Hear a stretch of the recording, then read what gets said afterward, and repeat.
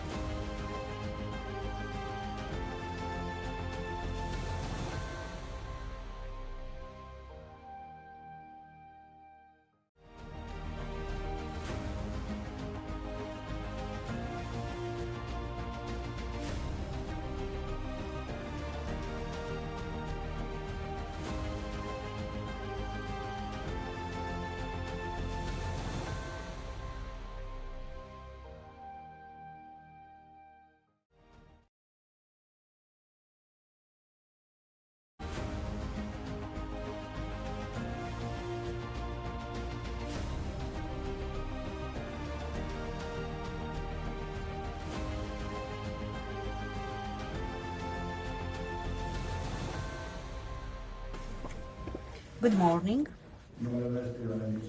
My name is Ionel Nitu. I'm the chair of New Strategy Center. Your Excellencies, ministers, state secretaries, deputies, senators, generals, members of the officer corps, experts, dear audience, representatives of the industry. As usual, we are trying to bring here all the four fields we believe important to tackle such topics.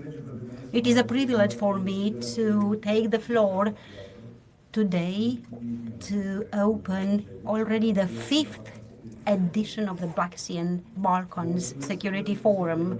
I thank you kindly for your involvement and participation in this event, especially in these very special conditions generated by the pandemic. Just like last year, I kindly ask you to observe the rules mentioned by Mr. Spataru. Black Sea and Balkans Forum is the most important annual event we are organizing already twice, the second time for 2 years with the University of Agronomic Sciences. The first three editions happened in Constanța. We have as partner the Ministry of Defense in Romania. This year's edition is important because we mark 5 years and we believe we evolved together. We brought together experts, researchers, representatives of the industry and businesses in the two regions, and NATO and EU representatives. We want to strengthen this platform for debate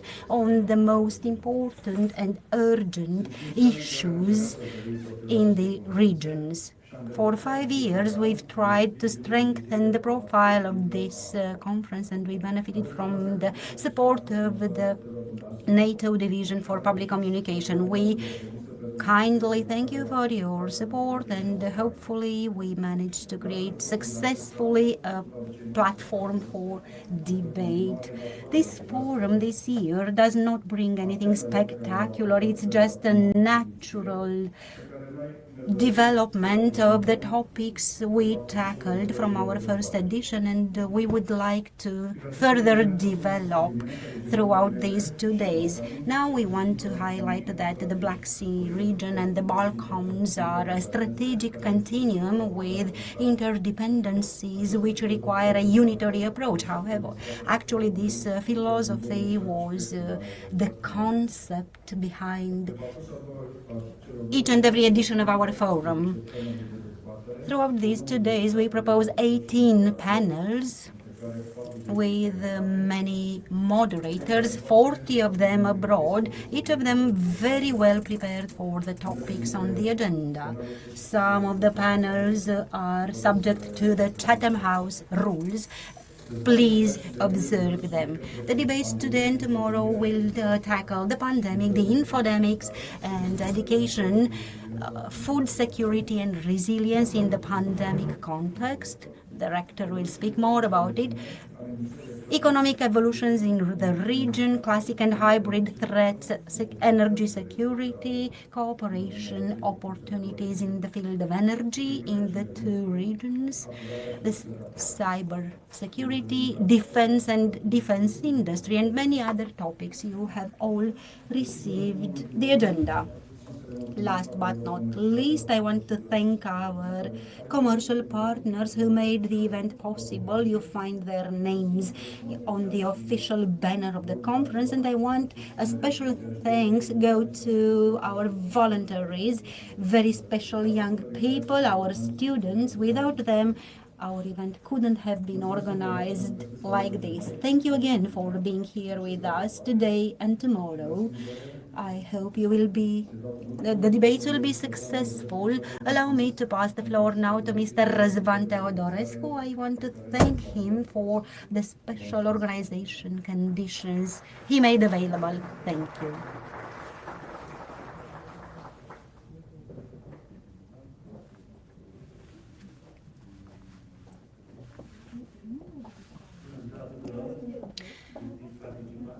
Good day, distinguished guests. ladies and gentlemen, dear colleagues,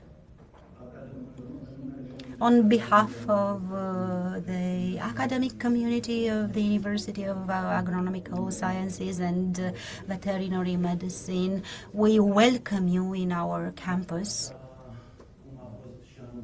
Just like last year, it is again an honor and a great pleasure for us to be a team in this forum. Last year, we started, or 1 year and a half ago, we initiated discussions to organize this forum in Bucharest. Why? Because of the pandemic. And then we decided we can organize it here in the campus, outdoors, to be able to fight the pandemic and to meet face to face. This was the good part. This was the good part of the plus side of COVID. We managed to meet, and this is great. Our university has a great tradition. Next year we'll celebrate 170 years since the foundation, and we have had great achievements. Obviously, there are many kinds of challenges. We are facing the climate changes, and the professionals need to identify solutions for them. We see a soil destructuring, and again, it's the professionals who should identify solutions. Why? Because there will always be a need for food, and then agricultural professionals generally should focus on this. Actually, there are other aspects to be considered besides climate change and desertification. We are facing the two facets of IT. Why? Because the speed of information is so fast, so the information needs to be checked, and it can't be done. We can't do this to check everything, every piece of information. So what can we do? We can turn to the academia and ask them to be involved in education at all levels. Why? Because in order to combat this information pollution, we need a filter. And at individual level, the filter is the human brains. The more we train our brains, the more we will see that information can be filtered gradually, and then we will be able to select the genuine information. Obviously, we need education for this. I think we all know that education and brain training act just like this mask for each and every person. They filter the wrong information, the inaccurate information. We are very happy about this cooperation. We are happy that today and very likely tomorrow we'll enjoy nice weather without rain like last year.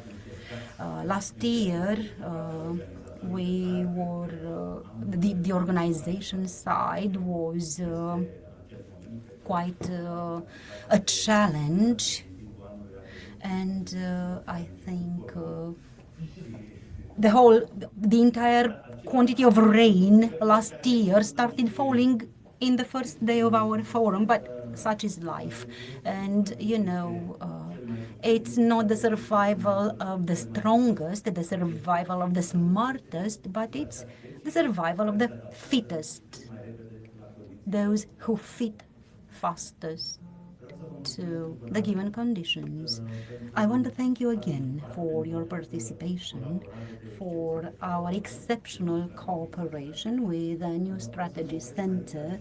I will stop here and I hope you will enjoy these 2 days. I hope you will be able to take advantage and enjoy our campus, which takes 140 hectares. It is the greenest campus in Romania, and I hope you will have the opportunity to enjoy it.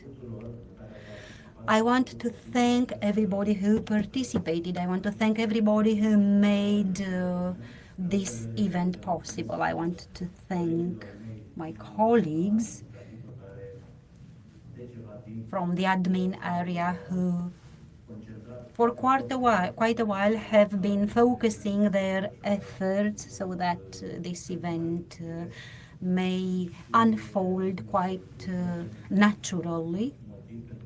And it's not easy. This is why I would like to kindly thank them for their involvement, for their dedication, and I will stop here.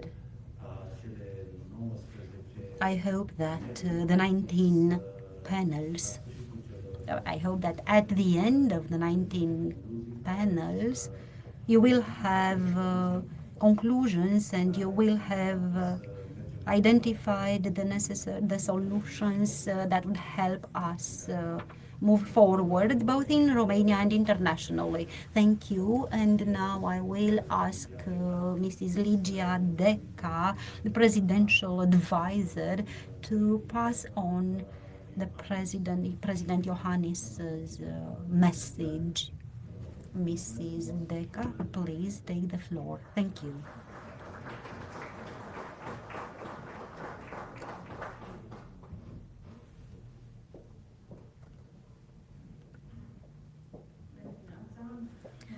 Good morning, honored panel colleagues, honored audience. I have the pleasure to present the message of Romania's President, Mr. Klaus Iohannis, for the 5th edition of the Black Sea and Balkans Security Forum organized by the New Strategy Center.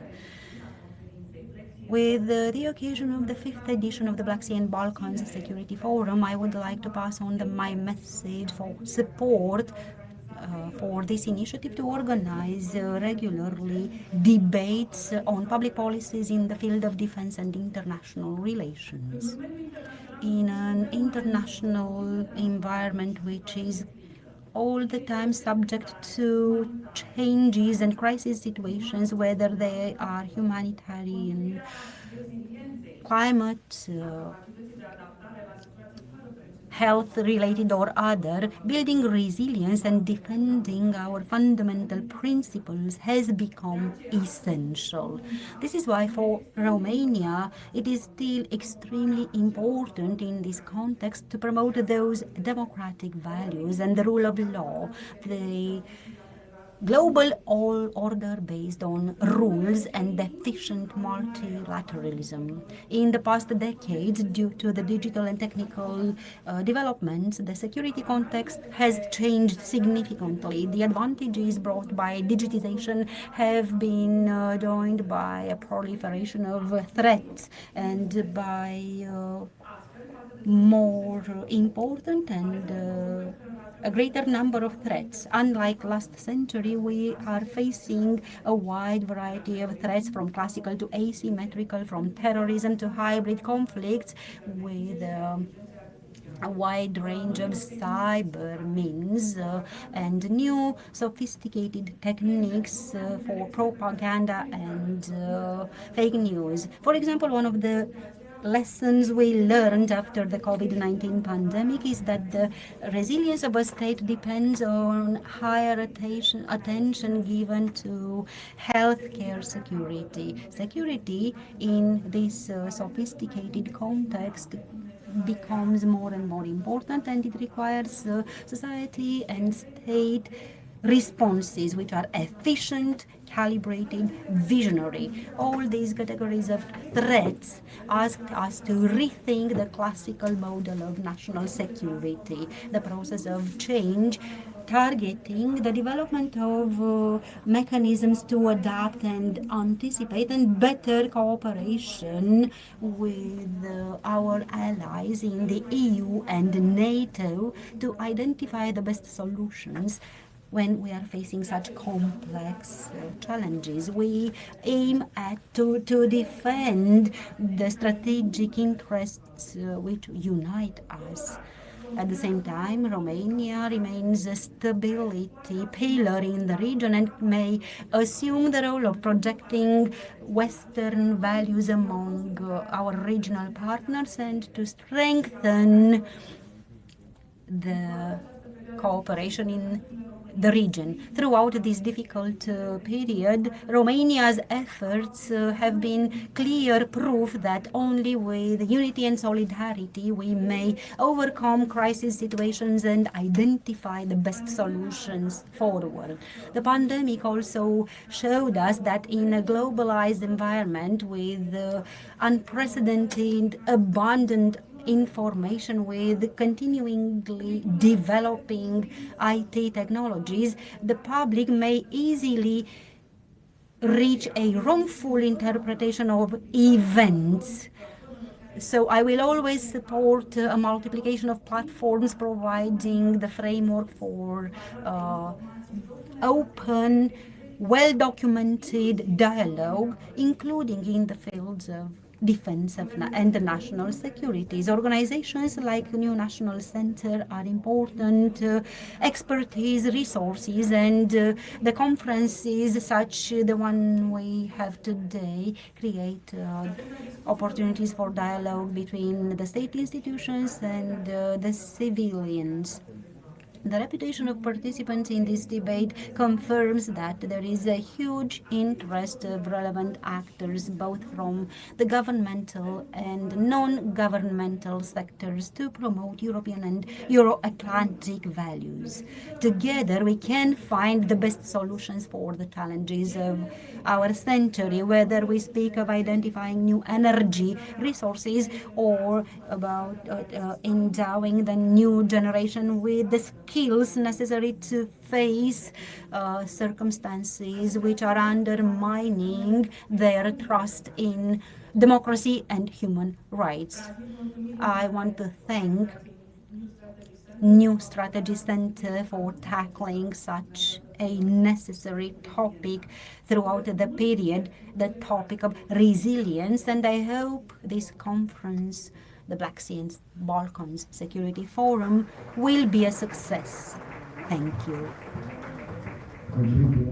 Thank you very much. We just warmed up, so I invite Mrs. Alina Barganu to join us to moderate the first panel. May you have successful debates.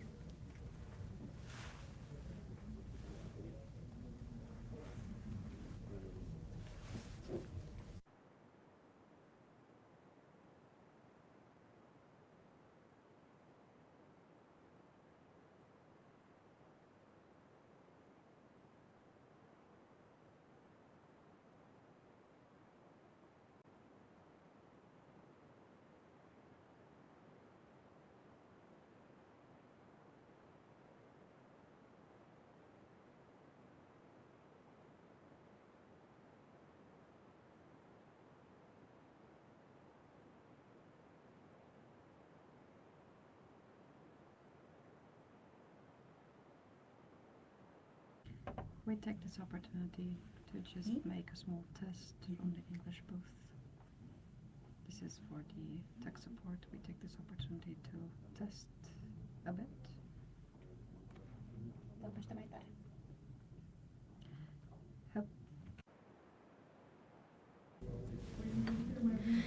Good morning. I couldn't have imagined a better introduction for this panel. I am Malina Bergamanu. I am an expert in communication with a precise expertise in fighting fake news, and I am a senior expert for New Strategy Center. With all these hats, I am going to moderate this panel, which enjoyed a wonderful and very persuasive introduction. Given my background, I'm happy that we are going to talk about infodemics, about resilience. I have to confess I did not participate in defining the agenda, but this is precisely the topic I would have chosen to begin, because as the Romanian president mentioned, digitization led to widening the threats and the events. The infodemics is happening during a boost of information, and the concept that brings us all together today is the concept of resilience. And I anticipate an idea I'm sure all panelists will mention, the fact that this is an approach at macro social level, whole of society approach. It requires the involvement of the entire society, leadership, involvement of the media, of fact-checking organizations, of tech companies, and of each and every citizen, because since the attack is targeting the minds of every citizen, we should build resilience at the level of each citizen. Eventually, indeed, we are talking about the involvement of each and every one of us, and here education is very important. This is the introduction I wanted to deliver, and as you can see, I have repeated some ideas because I strongly resonate with them. I will briefly introduce now the panel members. They are very well known. They don't need much introduction, and what I find of great interest is that all of them come from different areas of the central administration. They have different backgrounds and expertise. We have a representative of the private sector who may explain a bit about the possible contribution of companies on cyber security. So I'm going to listen with great interest. Without any further ado, I will ask Mrs. Ligia Deca to take the floor and deliver her intervention, 7-10 minutes. I have to confess I have known Ligia for quite a while. It's not my position to make compliments, but it's one of the best Romanian experts on education. I met her in one of the Bologna follow-up group conferences. This is when I first met her, and she made a very strong, good impression.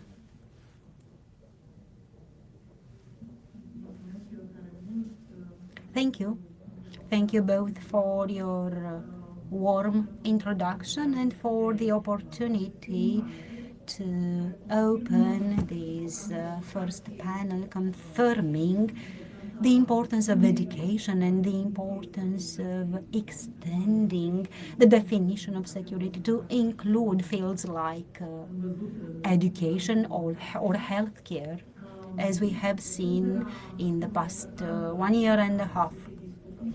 Starting from the very generous topic of our discussion, more specifically, how can we support the digital literacy project in such a period when pandemics or infodemics have turned into reality?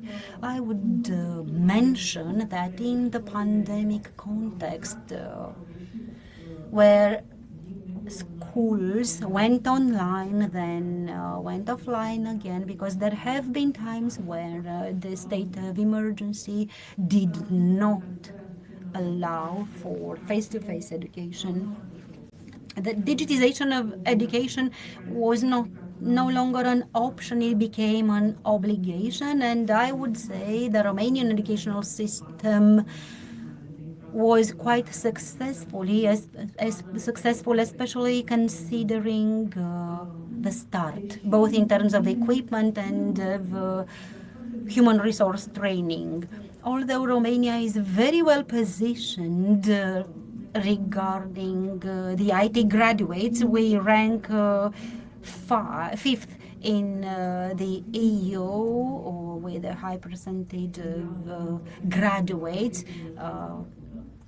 The EU average is somewhere about 3.6%. If we look at digital services and of digitization of internet services, unfortunately, Romania ranks last in the EU. And this shows major potential, both for the educational system and for society, to be able to use what the educational system makes available.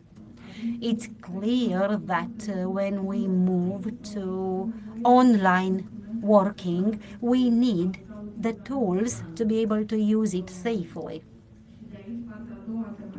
Hence, the second part of this panel's discussions, because the way we are using the new technologies like artificial intelligence, cloud computing, and the manner in which information is communicated and used shows us the success of different public systems, including the educational system. Basically, at social level, instead of the social immersion provided by education, we needed immersion and cooperation in the digital environment, and there we have different procedures, different risks. It requires a different architecture, both in terms of physical resources, and here I'm talking about equipment, laboratories, and it also requires skills. This is why the project Educated Romania launched in final version in July by the Romanian president and assumed by government memorandum and launched for implementation very recently. This includes a very important component on education digitization. Basically, we want that the digitization of education should increase quality and equity, because if digitization has not reached every school and every teacher, we see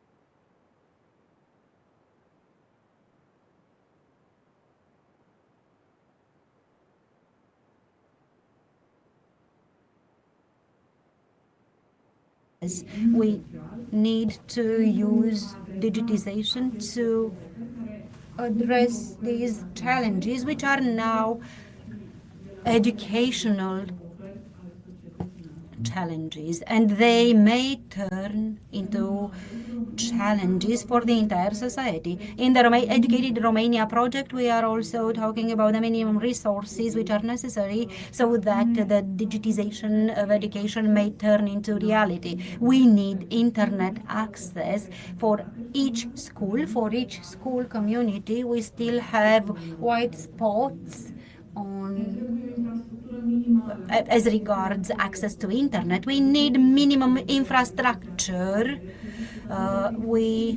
Whether we are talking about a simple IT lab in every school, and we need a critical mass of teachers with digital competencies, digital skills, so that they may guide the educational process for students, and they are able to help their colleagues accumulate digital skills. It might be simple, but it's not. I think that their competence leap that Romania has made in the universities and the local schools in the past 18 months allows us the possibility for quality leaps as well with respect to equity in the national education system. I would also say that the national relaunching and resilience plan has a very serious component on equipping, endowing the labs. We have over 1,000 tech laboratories that can combine the new technologies in combination with a serious training component of the faculty that can convey basic and advanced digital skills, because we need them both. Also, the same plan refers to providing practice laboratories in all schools, and we also have the opportunity to use the funds from the operational programs to somehow complement it a bit more. So there's a lot of expertise both in the private environment, and we did see the private effort to complement the public efforts to help digitalization become part of the solution, not of the problem. And I would also thank the civil society that has supported education programs to filter this information. I think this matches very well with the central mission of the education, that is to develop intellectuals that have a critical take to it as well. It's not just access, but it's also how we are taught to filter and defend from certain cyber attacks. I'm happy that this event continues and its tradition in the academia world, that is exactly to prepare both future professionals and the active citizens who, despite disinformation campaigns, despite as we heard from the message of the president, have the other situations, they have those educational antibodies that allows them for a society to continue as we are used to, according to the principles that we observe. Thank you, and looking forward to the debate. Thank you personally and on behalf of the participants as well. Distinguished audience, if we could keep the questions for each panelist at the end to leave room for the debate and to give an equal time slot to each speaker. So if you have comments starting from the intervention that you've just listened to, jot down your comments or questions, and let's allocate them to the Q&A session, please. Allow me now to give the floor to Minister Câmpeanu. You have, Minister, quite a difficult job right now to open the schools and to keep them open. And I am here referring to you, including as a parent. You were very inspired saying that schools have to open first and to close last if we get to a situation that might dictate otherwise.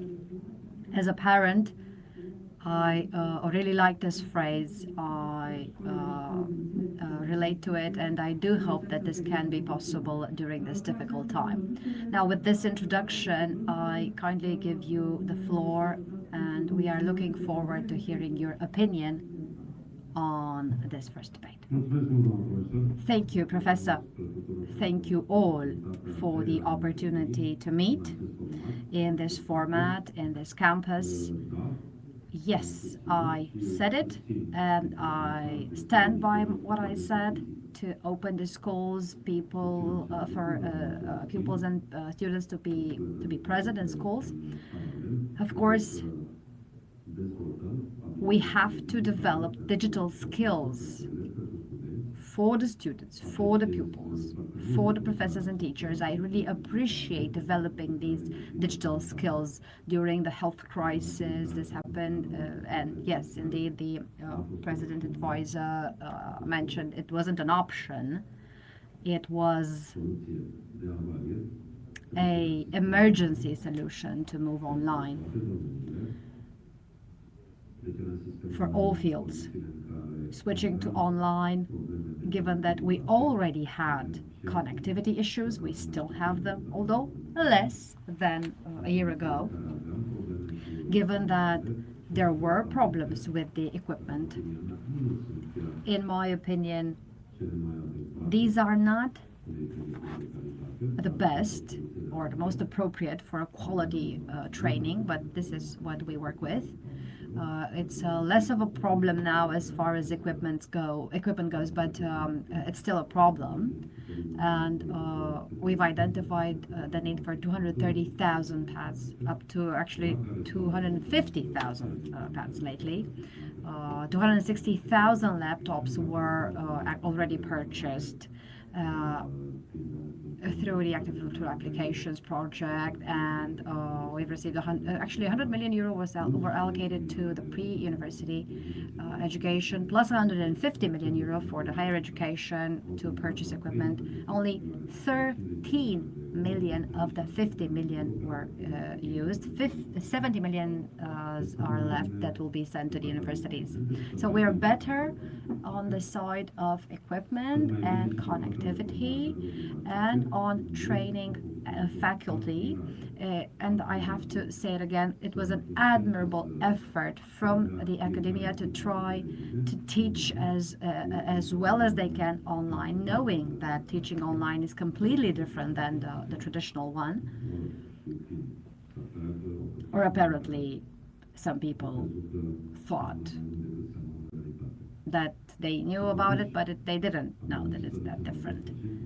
Still, we finished the school year through the joint effort of the teachers and professors that were not trained to teach online. Now, due to the projects such as CRED, I believe, we have a better training. Not good enough, but still better. I have listed 3 things that evolved in the past year. However, the 4th aspect, that the examination part, is still at no progress level. There are still no secure, dedicated platforms to provide a quality, fair evaluation in the online education system. It doesn't exist. I'm sorry to be so blunt about it, but online assessments are pretty much irrelevant because I don't think there are professors or teachers that can guarantee that those that answered those tests or questions are those that should have answered. So it can be somebody else. This is a detail which I believe to be essential, in my opinion, for the quality of the education that it has to end with a proper evaluation. This is where we are now. Where do we want to go? I take the critics for being repetitive, but an educated people has to take care of the education, of prosperity, of health, and the digitalization part is a component of any education system in the world that is facing great challenges. Why? Because the education systems are by far inertia systems in any state. These are the largest public. The education system are the largest systems, and technology has advanced far quicker and ever more so, and the education systems have not been able to keep up with the technological evolution, not just in Romania, throughout the world, and the states that have education systems that we admire. All faced these issues. This is a topic, digitalization in education, that I've tackled in each meeting of the ministers in education in the European Union. We know that there are other states in the EU that face the exact same issue. Although, on the 4 pillars that I've mentioned, connectivity, equipment, training, assessment or evaluation, some are better on all pillars, all 2 pillars, but nobody can say they're perfect. We will have to reach the highest level on all pillars. In the second part of my presentation, I would also like to refer to the opportunities. Opportunities consist in the progress that teachers, pupils, professors, students have made with respect to digital skills. This is an opportunity. Another opportunity is raising awareness on the importance of digital education. Another opportunity is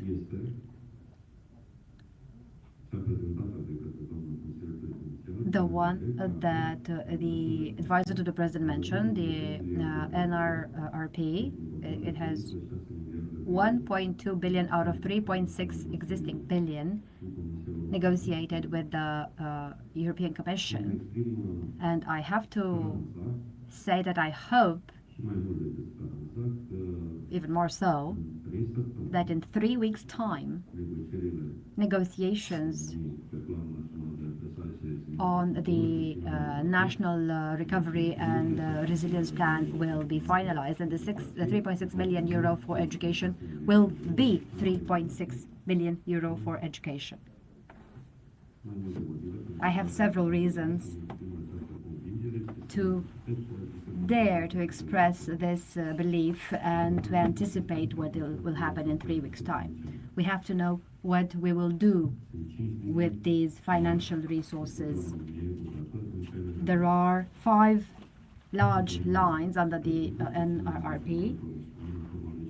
We don't have the vocational training in its best system. This line is supported by the digitalization component. We have consolidation of infrastructure. This entails an important digitalization component, both hardware and software. We have reduction of early school leaving, the possibility to use the advantages of digital education in the most underprivileged areas, beyond all those classical measures that are considered when trying to prevent early school leaving.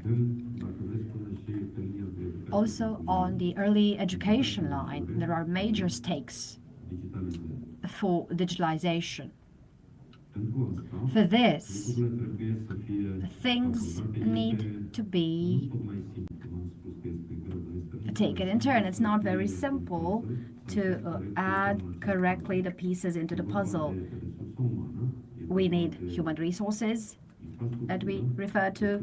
We need infrastructure, regulation. All of these things must be considered with the major objective to adapt education systems to the technology changes that we face. The human resources has a fund of 80 million euro to train 100,000 faculty members, or that's it, okay, teacher and professors. And we also have the measures, the results presented by the advisor to the president, 180 million for digital infrastructure in pre-university, 244 million for digitalization in the university education, in the higher education system, for processes, and to train the generations of students that graduate for the jobs of the future, that to a more or less extent have that digitalization component. In this transformation of jobs, that is very simple to anticipate each of us, the private and public environment, it is difficult for me to believe that professions such as teacher or doctor will disappear. However, what will be the education behind the profession of teacher or a doctor will differ. We all refer to Mr. Trandafir in the education. In the future, the professor will have to have a strong component of mentor, capable to guide students to the sources of information that are the most efficient to acquire the skills that the society and the economic environment need. In medicine, we all know the stakes are very high. Focusing on digitally training the future doctors. Jobs will transform even more. Universities will be supported from the NRRP with a significant amount of 244 million euro for this objective. The vocational education or training will receive 909 workshops. So all these are included in a way that is maybe a bit more complicated. I assure you that is fair in the NRRP. Now, from what is included and provided to what will actually get done, well, that is the challenge. What matters is that we do have the financial resources. We will have the regulation resources. We've had some of those as here, a meeting for the implementation program for the Educated Romania at the government level. On Thursday, the 9th of September, we'll have another meeting, and on the 10th of September, we'll take a decision on how this program to implement an Educated Romania will happen at the government level. We will then switch to a consultation process, and we've agreed that in the interministry group we will include the most interested stakeholders in the society, because the decisions to be made to transpose the concepts in the Educated Romania into the executive level be the accurate ones, those that the community expects. I can tell you that all these decisions relate more or less to the digitalization part. Our objective is to have, after these consultations, a draft bill approved in December. This is for December. This is a very ambitious bill, so that at the beginning of the next parliamentary session, to enter as quickly as possible into review by those that have to approve it, that is the parliament, that is. The objective, of course, is to undertake it, politically speaking, and to understand that education has to be trans-pandemic. I know how all of these things sound, but logically, there's no other chance. Now, given that we have these opportunities that I've tried to present. There is a context, somehow a favorable one. I'm not saying that it's all favorable. We all know what the challenges are, what the short-term threats are, but it is a favorable context from this perspective. Now, until implementing these measures on a medium and long term, we will undertake the following that I will conclude with. Yesterday, we've approved a project that has been expected for some time now, the Pillar Schools. We've selected a series of pilot schools where learning will not just be subject-based, but on curriculum fields.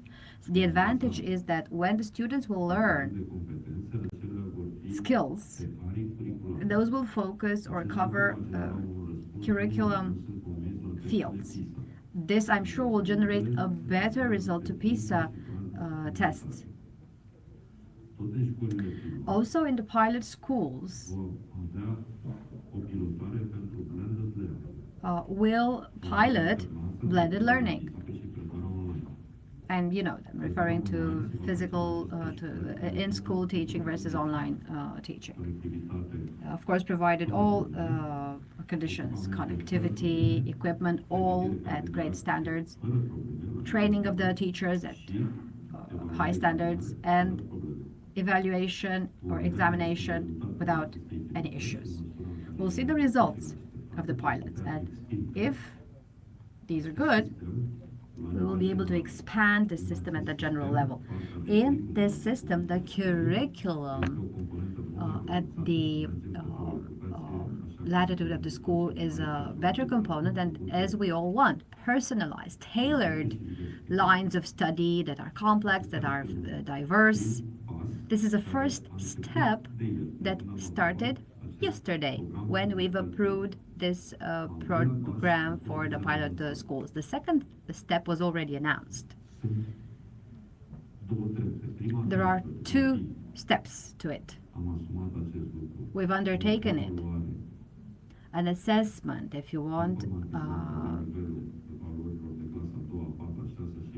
at the 2nd, 4th, 6th grades, 8th grade and 12th grade levels, and the works of our children in grades or forms 2, 2nd, 4th, or 6th will be assessed with a software, allocating a code to the works and a code to the subjects, so as to explain as simply as I can. Apart from removing the human subjectivity from the evaluation, we'll have the advantage that not many thought of. But look, the health crisis made us think. A student that has a grade of 6.4 in math gives us a general information on the knowledge. But that grade, 6 out of 10, can be, for example, that average can be a 10 in algebra and a 2 in geometry in the 1 to 10 grading score. We have to know that to where to intervene. In this case, where there's a 2 out of 10 possible, you have to work with the geometry to improve on that one. So this will really help on making the decisions. This is the first step, a step that will happen in the short run. I mentioned that it's quite impossible to implement this system at the examinations that come next summer. Another step that could eliminate a problem that we are facing, unfortunately, even more, that impact the relevance of assessments, is the involvement of technologies in national examinations. We are currently not covered because along with those devices that are glued to your eardrum, or to cameras that can be installed given your protection mask. It's no longer proper assessment can no longer be provided. So these are examples, specific examples of evolution to digitalization on the short term. Sorry I couldn't be short, but I've tried to convey some of the information that we are considering together. The single context, or the unique context, being the situation of the opportunity to implement the project in educated Romania, and the opportunity of financing in addition to the classical ones from the state budget. That is classic from state budget, from European funds. This amount leads to a resource that is larger than any sources that the Romanian education system has benefited since the accession. Thank you. I couldn't be that short. I do hope I am efficient in what I do. Thank you, Minister, for the clarifications provided. And as a short comment, if I may, I'm happy that you've brought to the discussion the tools of digital transformation, data analytics for feedback in the education process. I'm really happy. I think it's the first time that such measures are taken that grow on the opportunities that we might have. A second,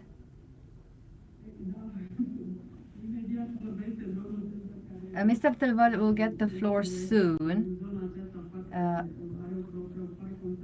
Quite a long-term concern in this field. If I could just say as a second comment, the projects for digitalization that will find their place in creating digital literacy programs, awareness on disinformation campaigns, because on disinformation we have quite a rich literature, but there are two indicators. It's predisposition to disinformation, the trust in authorities, and the second is the time spent in the digital environment. So the teachers and the pupils spending more time in the digital context or environment are exposed to disinformation. So my expert opinion is that these efforts to introduce digital skills or tools in education also have to be joined by these efforts to prevent and to defend us against disinformation. And I now give the floor to Mr. Tâlvăr, Chairperson of the Committee on Democracy and Security and NATO. I would like to present him again as an expert in the disinformation field. We've organized workshops together on the topic, so I'm really keen on hearing you. Please, you have the floor. Thank you very much. I would start by thanking a new strategy center for organizing such an event. Actually, the events they organize are developing and evolving every year, and this is a very good thing, and it's also a component of our efforts to fight our vulnerabilities in terms of misinformation and fake news, because besides the trust and in public institutions and digitization, both Sorin and Mrs. Deca mentioned very clearly, education is a very important component of our reaction to such challenges. Alina mentioned a very good element that people lose their trust in institutions and in organization. I would say, going even further, I would like to deliver you a brief presentation from a NATO perspective, and I will try to show you. I also have some figures to illustrate the need to support these organizations, the need to educate, especially the young generation, in terms of advantages brought forward by our NATO membership. Right now, Romania is in a historical position, which is at least interesting. More specifically, we are part of the strongest political and military alliance in the history of mankind. And we are members of the most interesting European political project in history. And this has been possible due to the efforts of the entire Romanian society, society I am part of, you are part of, and all the institutions building the architecture of the Romanian state. There is no stakeholder with greater merits than the Romanian society. And I think this is a good position. The fact that we are NATO members should be emphasized, because we are part of an alliance which guarantees security for more than 1 billion people on this planet during a period when challenges to security and national stability are maybe not more, but more are faster and with an increasing global coverage due to increased access to information and communication. We are part of an alliance which guarantees the security of more than 1 billion people, but one of the things people forget or do not accept sufficiently is that NATO is a defensive alliance with a deep political nature. It is not a strictly military alliance, which is why both the instruments and the divisions, and here I'm going to talk more about the public diplomacy division of NATO. So getting back, NATO, the fact that NATO does not only have a military dimension, should be mentioned more often. And with your permission, I will indicate that in the 50s, NATO has developed an information service, and later on it became a committee for cultural information and communication in 1953, and in 2004 NATO created its public diplomacy committee. This public diplomacy committee has been a crucial effort, because history has proven that lack of information on NATO may increase vulnerability to fake news and misinformation. With time, the public have seen NATO differently. If we are to remember only the fact that in the early 60s,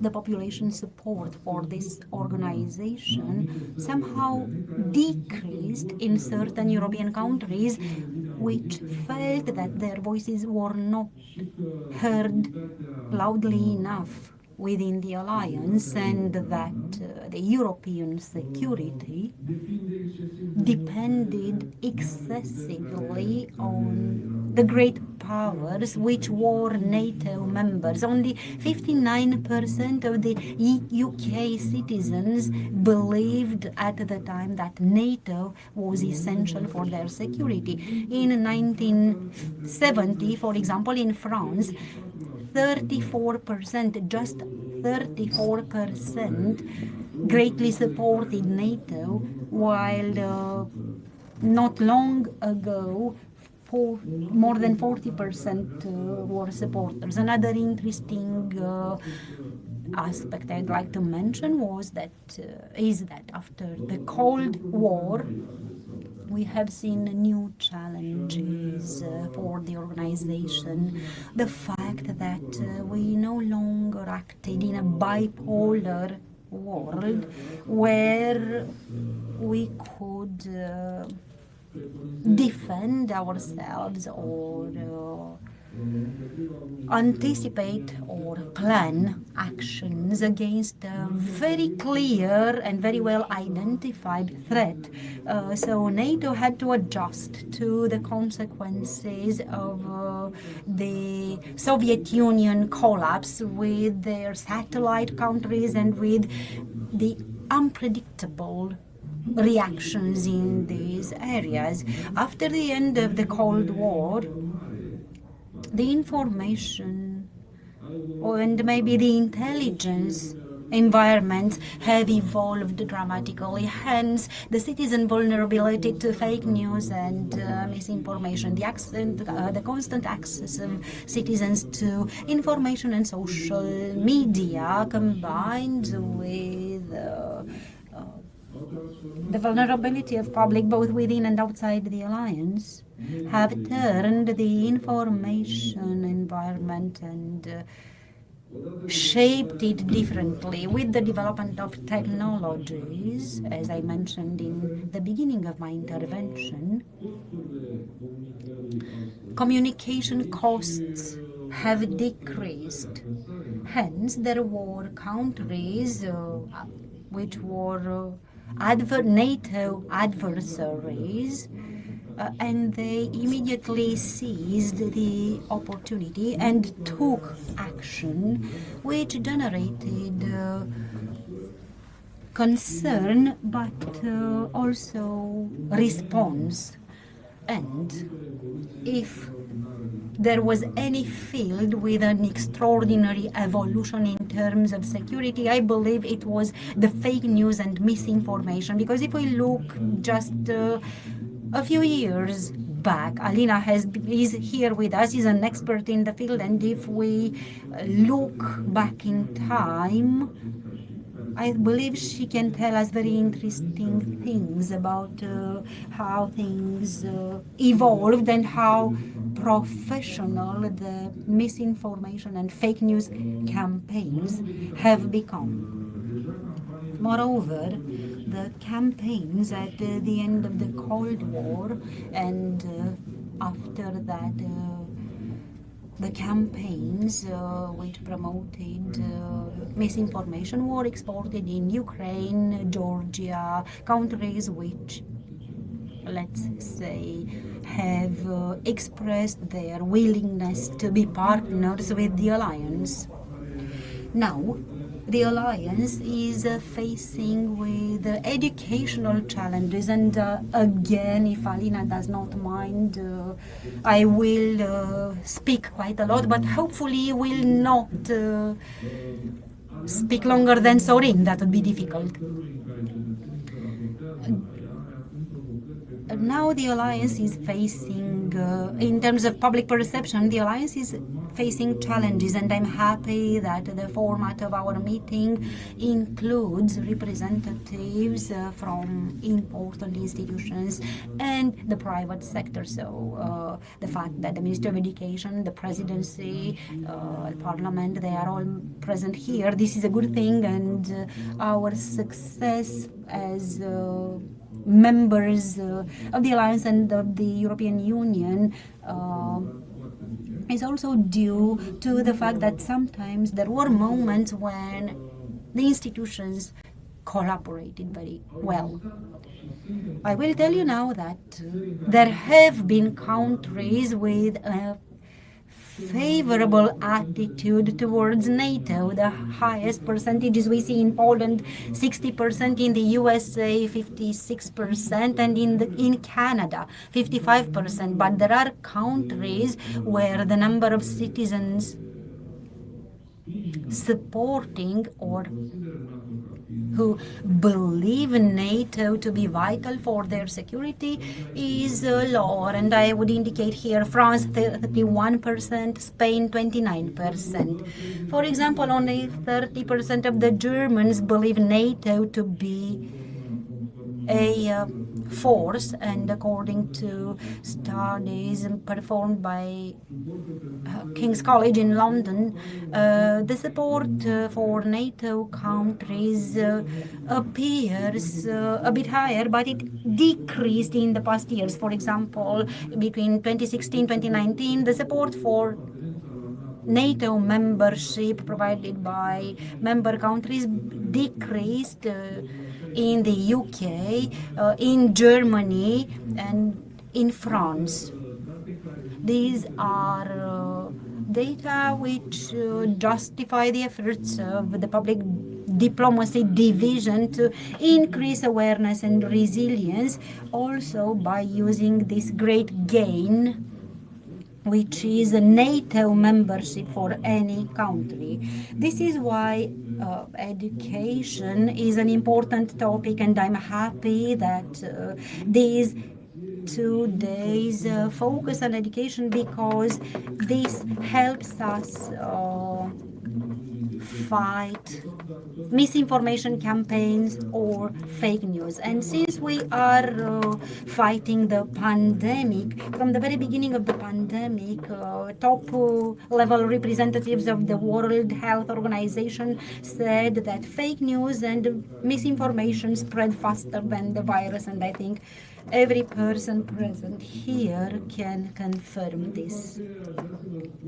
Further, I would like to mention that there is a differentiation in the way we see NATO also by age group, and I believe Sorin's presence here is beneficial because he knows, he shares this belief. Education is necessary in this viewpoint as well. I know your one is not always pleasant when delivering figures, but we need rigor. Only between 55 or 60% of the people born after 2000, or those born between 1982 and 2000, are very or worried or somewhat worried about the threats and the authoritarian attitude in Russia or North Korean nuclear programs or extremist Islamic evolutions, compared to 83%, so we're talking 62 to 83%, the same perception on the same things by people born between 1946 and 1964. That means that we need efforts to raise awareness among younger generation on the importance of our membership in the alliance. In the report I drafted for the civil security dimension for NATO, I had 4 case studies. We were candidate countries. We had Romania, Serbia, Montenegro, and as regards Romania, can I have 2 more minutes, please? Yes. As regards Romania, I think we should be proud. Romania was the second of the 5 pilot countries in the program We Are NATO. I'm not going to insist on the importance of this program. It had been mentioned before in the New Strategy Center's events. So this campaign included the Ministry of Defense, Ministry of National Education, and they tried to adapt for the Romanian public and target the young generations. These efforts focused on a better understanding of the role of NATO and of the strategic objectives Romania's population should understand in terms of the alliance of the efforts made by the alliance, I would say that we are one of the most positive examples. About 85% of the Romanian citizens, according to a 2018 survey, indicated that Romania's membership to NATO is a positive thing.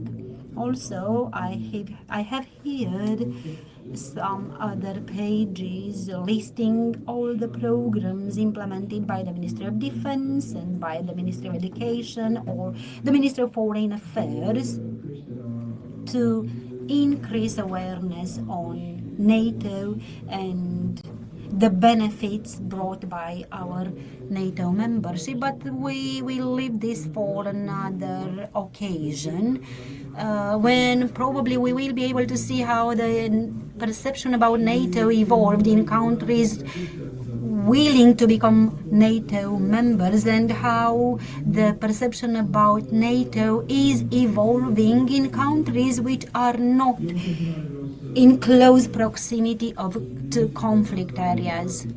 Further, I would like to highlight the importance of education as a key word when we talk about the threat of misinformation. I want to thank those who paid attention to my presentation, and as my colleagues mentioned, I am available for any possible questions. Thank you.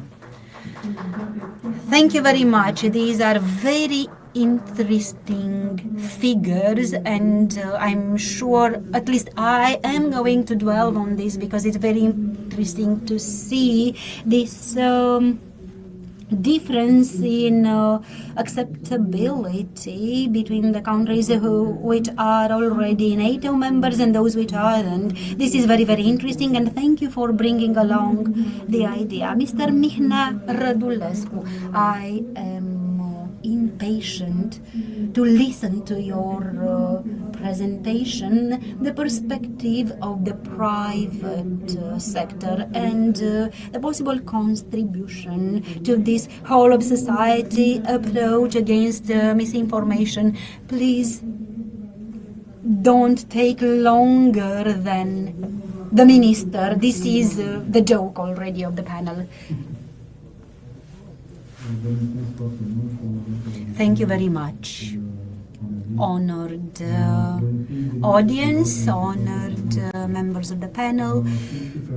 I will try to be brief. There are a few elements I'd like to mention with regard to the topic, technology in education. We support and strongly believe that education is the main method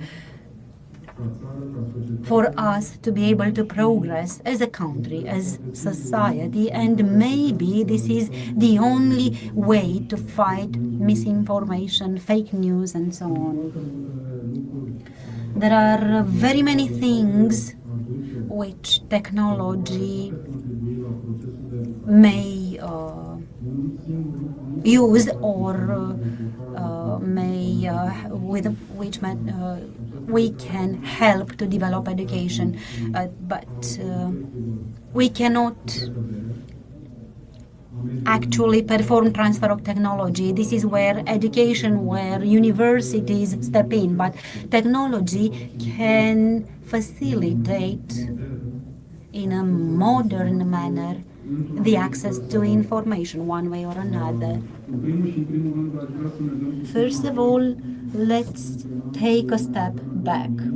The minister mentioned earlier the situation we've been facing 1 year or 1 year and a half ago due to this pandemic. I have said it again, it's a bit schizophrenic if you want what I'm going to say now, but if we talk strictly in terms of digitization, I think this is a good moment for everybody because we became aware of the importance of digitization in education, both at pre-university and university levels, and I think this is a turning point in our society.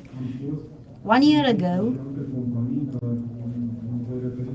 both us and other companies, but I will only talk about us, Vodafone contributed as much as we could at in those dire times, and connected more than 70 schools, especially rural schools, with fiber optics, and we contributed to the efforts of public authorities to distribute tablets, which at the time meant the only way we could facilitate digital communication. We managed to distribute more than 200,000 tablets within 6 months, and this was an incredible effort because we could not find processors, tablets anywhere in the world, and it required huge effort. So basically, more than 200,000 children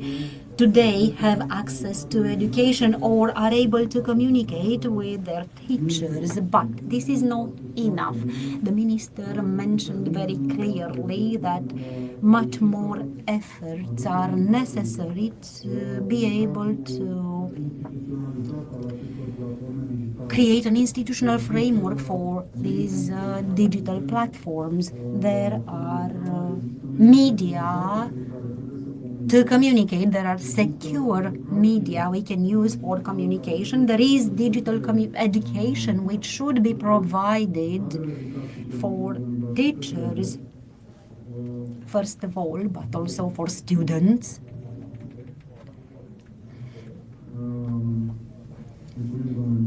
Thank you, Minister.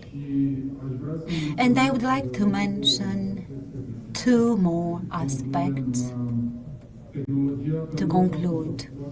Technology not only can facilitate transfer of information and must do it in a secure manner. There are many other issues mentioned by previous speakers which are due to the lack of cybersecurity of different platforms used for education, especially online. And students spent so much time online last year and will still spend more time. This requires attention and huge investments because the threats are permanent, they never stop, just like the evolution of technology. People say no matter how, no matter the lock, there will be always some thief to break it. So it's the same for cybersecurity. I would also like to mention that there are many other elements of technology besides platforms, and there are many other elements that may make school more attractive, especially for younger generations. We need to think about it. It may seem shallow, or maybe it may seem it's not a priority, but our students live in a digital world. Whether we like it or not, they live in a digital world, and it's very important for us to think what we can do so that the school becomes more attractive for them. And it's a priority for all of us to think how we can turn school into a digital school. And here I'm also talking about the physical school, the school as a building.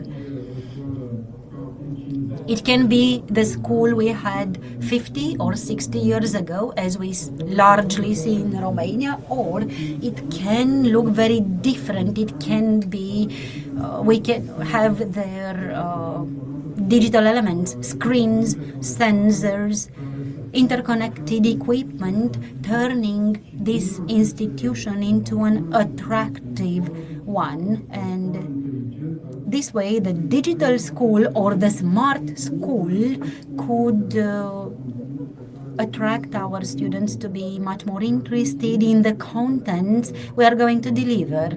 And the contents mentioned earlier by the panel colleagues is very important, but we need to think that the technology, which is so easily used, it may bring lots of arguments on the table.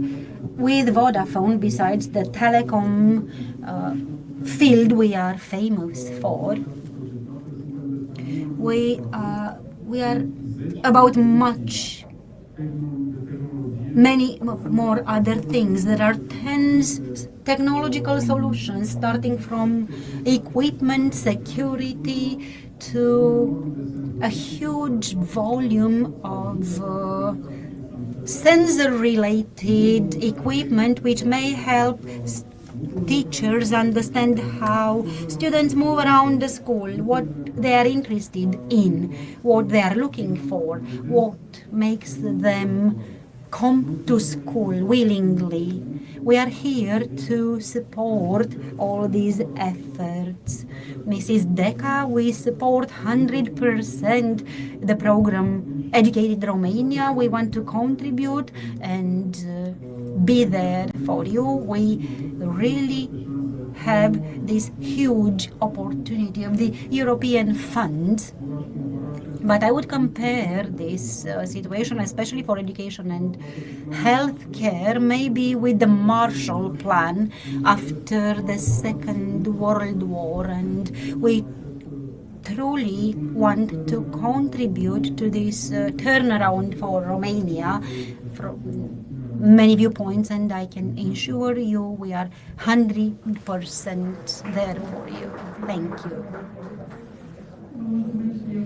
Thank you very much, Mr. Radulescu, for bringing up interesting topics. You were the last speaker in the panel, but you mentioned that digitization should be accompanied by a modernization of the contents and of the pedagogical methods. And then the initial idea of the panel, namely that technologies have two sides of the coin. So we have innovation, creativity, information, but also hate speech, discrimination, misinformation. And then allow me to say this has been a very good end of our panel.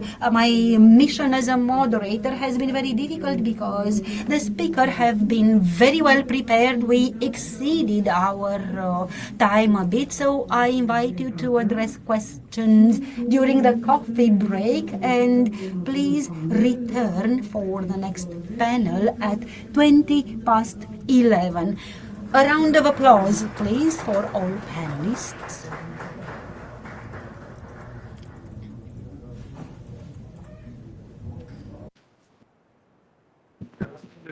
Da.